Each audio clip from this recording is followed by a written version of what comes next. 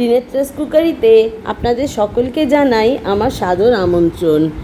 আজ আমি আপনাদের জন্য নিয়ে এসেছি অতি সুস্বাদু একটি নিরামিষ রেসিপি, এঁচোড়ের বিরিয়ানি। এঁচোড়ের বিরিয়ানি বানানোর জন্যে প্রথমে এখানে আলু কেটে নিয়েছি এইভাবে, আর এঁচোড়ও কেটে নিয়েছি একটু বড় সাইজ করে। এই সাইজের এঁচোড়টা নেবেন, খুব বড় এঁচোড় এখানে ব্যবহার করবেন না। এবারে একটা পাত্রে জল বসিয়ে দিয়েছি, জলটা ফুটে গেছে, একটু নুন দিয়ে দিলাম। নুন দিয়ে তাতে এঁচোড়গুলো ছেড়ে দিচ্ছি। এঁচোড়গুলোকে একটুখানি সেদ্ধ করে নেব, তবে খুব পুরো সেদ্ধ করবেন না, হালকা করে ভাপিয়ে নেব। এঁচোড়গুলো অর্ধেকটা সেদ্ধ হয়ে গেলে তার মধ্যে আলুগুলো দিয়ে দিচ্ছি। আলুগুলো একটু ভাপিয়ে নেব, পুরো সেদ্ধ করব না। যতক্ষণ এঁচোড় আর আলুটা সেদ্ধ হচ্ছে, চালটাকে এখানে ধুয়ে ভিজিয়ে রাখলাম 20 মিনিটের জন্য। এবারে ভাপানো এঁচোড়গুলো একটু ভেজে নেব। এখানে কড়াতে আমি সাদা তেল দিয়েছি, তাইতে এঁচোড়গুলো একটু হালকা করে ভেজে নিচ্ছি। এতে সামান্য একটু নুন দিয়ে দিলাম, একটু হলুদও দিয়ে দিলাম। এঁচোড়গুলো ভাজা হয়ে গেছে, এবারে তুলে নিচ্ছি।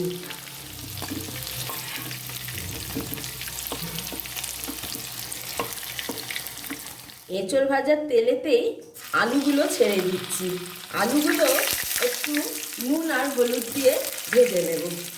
একটু নুন দিয়ে দিলাম আর একটু হলুদ দিয়ে দিলাম, রঙটাও ভালো হবে। আলুগুলো ভাজা হয়ে গেছে, এবার আলুগুলো তুলে নিচ্ছি। এবারে ভাতটা বানিয়ে নিচ্ছি। একটা ডেকচিতে জল ফুটতে দিয়েছি, তাতে একটু সাদা তেল দিয়ে দিলাম। আমি খুব সিম্পল ওয়েতে আপনাদের দেখাচ্ছি, আর ত্রিনেত্রাস কুকারি মানেই তো আপনারা জানেন, সিম্পল ইনগ্রেডিয়েন্টস ডেলিশিয়াস ফুড, তাই একটু এতে নুন দিয়ে দিলাম। এবারে জলটা ফুটছে, এই সময় চালটা ছেড়ে দেবো। বিরিয়ানি যখনই বানাবেন তখনই, যখন জলটা ফুটে যাবে তখন চালটা ছাড়বেন, তাহলে চালের দেখবেন লম্বা লম্বা হয় চালগুলো। এবার এঁচোড় আর আলুটাকে একটু কষে নেব। তার জন্যে প্রথমে কড়াতে একটু তেজপাতা দিয়ে দিলাম, ওই এঁচোড় আর আলু ভাজার তেলের ওপরই দিলাম। এবার ছোট এলাচ, দারচিনি, লবঙ্গ আর গোটা গোলমরিচ এটাও এর মধ্যে ফোড়ন দিয়ে দিলাম। আমি কিন্তু ভাতের মধ্যে কোনো রকমের ফোড়ন দিইনি।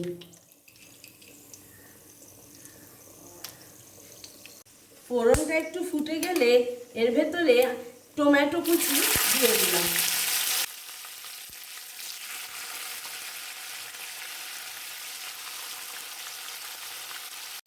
এবারেতে 1 চামচ আদা বাটা দিয়ে দিলাম, 1 টেবিল স্পুন। এটা আমি আদাটা পরে দিচ্ছি এই কারণেই, কারণ কি প্রথমে যদি তেলের ওপর আদাটা দিতাম তাহলে গায়ে ছেটকাতো, তাই টমেটোর ওপর আদাটা দিলাম, আপনাদের গায়ে দেখবে ছেটকাবে না। এবারেতে ধনের গুঁড়ো দিলাম, এটাও ওই 1 টেবিল স্পুন মতন। তারপরে দিলাম জিরের গুঁড়ো, এটাও 1 টেবিল স্পুন মতন।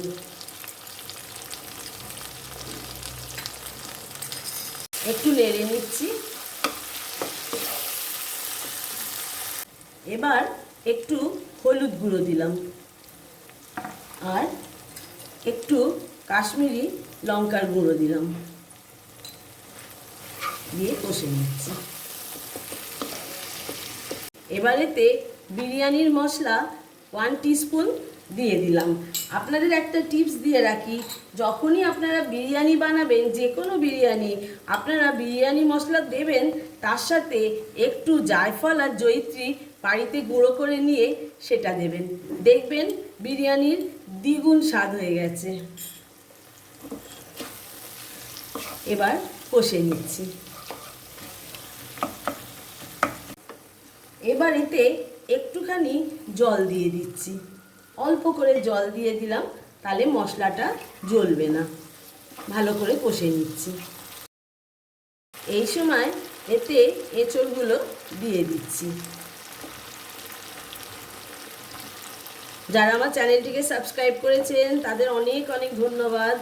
যারা করেননি রিকোয়েস্ট করছি আমার চ্যানেলটিকে একটু সাবস্ক্রাইব করে দেবেন, পাশের বেল আইকনটি টিপে দেবেন, যাতে আমার পরবর্তী যতগুলো ভিডিও আসে আপনারা দেখতে পান। এবারে এতে একটুখানি নুন দিয়ে দিচ্ছি। আগে তো নুন দেয়া ছিল, তাই খুব সামান্য অল্প করে নুন দিয়ে দিলাম, দিয়ে ভালো করে কষে নিচ্ছি। এবারেতে একটু জল দিয়ে দিলাম, দিয়ে ভালো করে কষে নিয়ে ফিরে আসছি।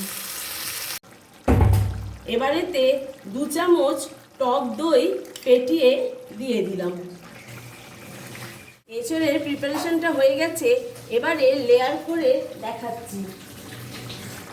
এবারে একটা ডেকচির ভেতরে প্রথমে ঘি মাখিয়ে নিচ্ছি।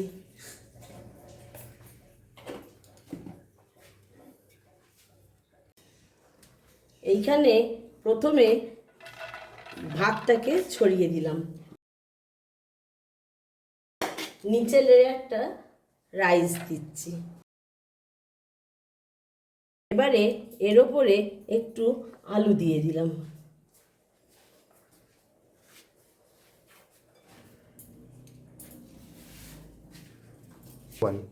এবার এঁচড়টা দিয়ে দিলাম। আপনারা যদি স্টিমে রান্না করেন কোনো সময় বিরিয়ানি, তাহলে গ্রেভি কম রাখবেন। যদি আপনারা চাটুর ওপর দিয়ে স্টিম করেন বা বিরিয়ানিটার ভাপটা দেন, তাহলে একটু গ্রেভি বেশি রাখবেন, তা না হলে তলাতে ধরে যাবে। এবারে অল্প করে নুন দিয়ে দিলাম, রাইসটায় নুন কম ছিল তো তাই জন্যে। এর ওপরে একটু গোলাপ জল আর কেওড়ার জল সম পরিমাণে এখানে মিক্স করে নিয়েছি, সেটা ছড়িয়ে দিলাম।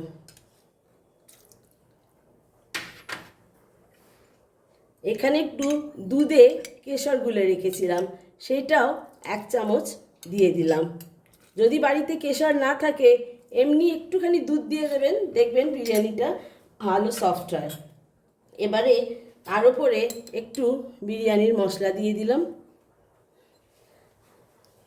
আর আপনাদের যে বলেছিলাম একটু জায়ফল আর জয়িত্রীর গুঁড়ো দিয়ে দেবেন।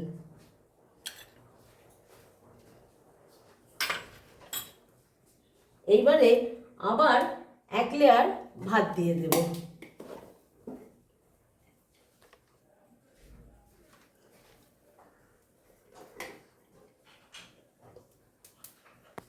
এইভাবে সবগুলো লেয়ার করে নিয়ে ফিরে আসছি। আবার একটুখানি নুন দিয়ে দিলাম রাইসটার জন্য, এটা লাস্ট লেয়ার হচ্ছে বলে দেখাচ্ছি। নুন দিয়ে দিলাম, ওপর থেকে একটু ভালো ঘি ছড়িয়ে দিলাম। বিরিয়ানি তো তাই একটু ঘি দিয়ে দিলাম। কেশর দেওয়া দুধ একটু দিয়ে দিলাম। একটু সামান্য ফুড কালার ওপর থেকে দিয়ে রাখছি।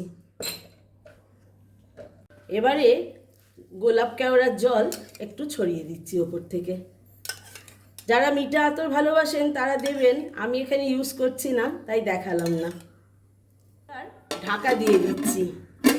গ্যাসের ওপর একটা চাটু বসিয়ে দিয়েছি, এটা হাই হিটে প্রথমে গরম করে নেব। তার উপরে ডেকচিটা বসিয়ে দিলাম, প্রথমে হাই হিটে 20 মিনিট রেখে দেবো, তারপরে আঁচটা কমিয়ে আরও 10 মিনিট রেখে নামিয়ে 1/2 ঘন্টা দম দিয়ে বিরিয়ানিটা ফিরে এলাম। দেখুন এই রকম দেখতে লাগছে। এবার আমি এটা সার্ভ করে আপনাদের দেখাচ্ছি। আমার রেসিপিটি কমপ্লিট হয়ে গেছে। আপনাদের কেমন লাগলো একটু কমেন্ট সেকশানে লিখে জানাবেন, একটা লাইক শেয়ার দিয়ে দেবেন। ধন্যবাদ।